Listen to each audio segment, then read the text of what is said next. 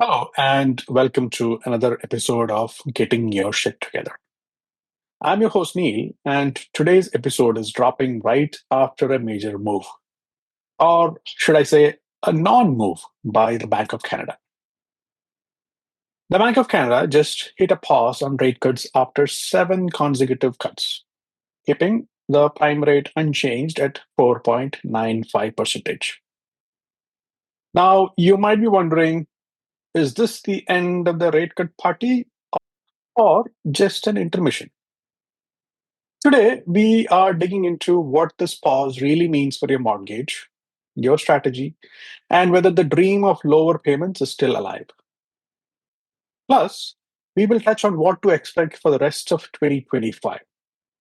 So, let's get to it. So, here is the headline. Prime rate remains at 4.95%. That's after Bank of Canada held its overnight rate steady at 2.75% or two and three quarters.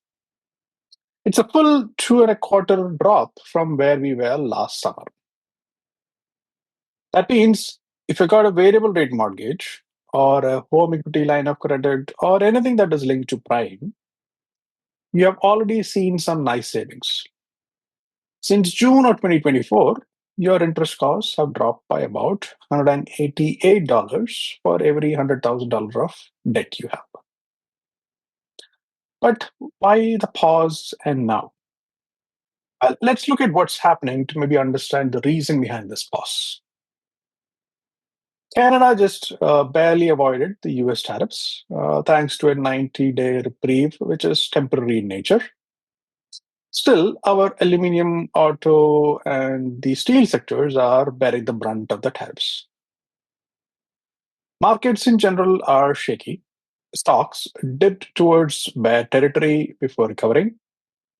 Bond markets have also been swinging like a pendulum, and the US economic confidence is sliding. On the home front, job losses, cooling economy, and slowing wage growth are creating some cracks. Oh, and Canada's federal election is just around the corner. Mark your calendars, 28th of April. So, political uncertainty. And add to that, the carbon tax cut to 0%, at least. It's not cancelled, it's just cut. A cooling housing market and a February CPI at 2.6%. And you might get why the Bank of Canada just wants to, well, take a breath. So, this is what is happening with mortgage rates right now.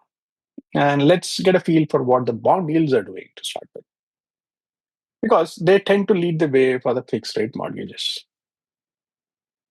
Over the past month, the 5 year bond yields have been all over the place.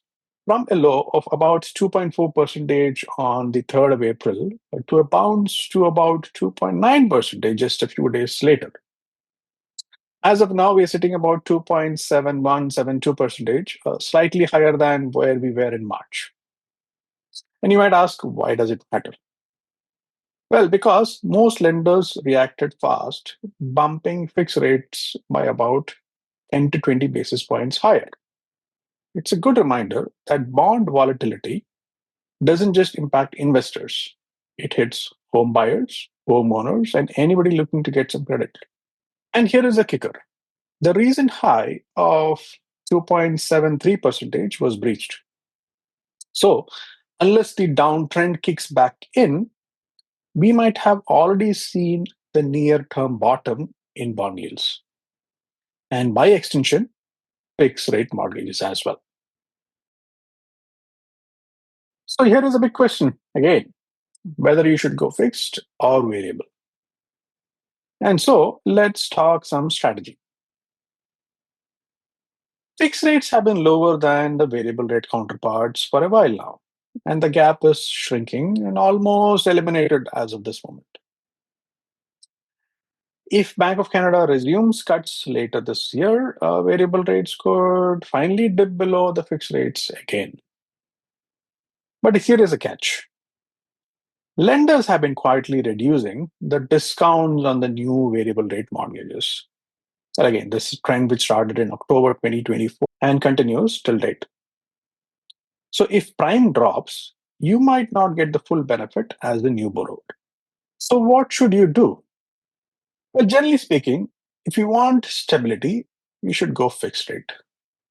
Maybe choose a shorter term, like a 3-year term, which gives you flexibility to act when rates fall further, if they do. If you're comfortable with risk, variable rate mortgage could pay off because we are still probably looking at some more cuts this year. But if you're torn, maybe consider a hybrid mortgage. It's part fixed, part variable. It's like having a seatbelt and a parachute. The bottom line is there is no one size fits all answer. It all comes down to your risk tolerance, your financial plan, and how long you expect to be in your current mortgage or home. So, what's next? Are more cuts coming? Or this is as low as we go? According to the bond market and the big bank economists, we might still see another 1 to 2 rate cuts, maybe even three by the end of the year. But here's what could shake things up.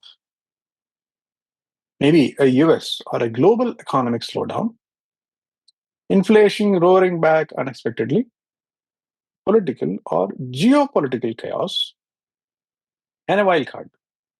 If investors start losing faith in the US economy or the US dollar, they might start dumping US bonds. And that could take the Canadian bonds yield as well for a ride. So I believe Bank of Canada may not be done yet, but we are definitely closer to the bottom than we were a year ago. So there you have it. Prime holds at 4.95%. Fixed rates might be bottoming. Variable rates could have still room to fall, but with tighter discounts. And the best strategy, well, that depends on what you want. If you haven't already, check out my full blog post.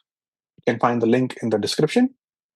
And we have also included charts for the number crunchers out there.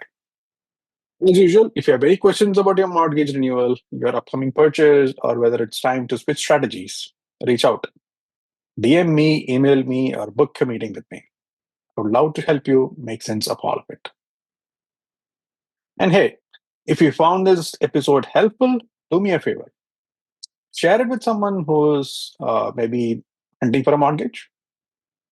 Leave a review if you liked what you heard, and hit that subscribe button to stay connected. Well, until next time, keep your finances sharp and your shit together. Catch you soon.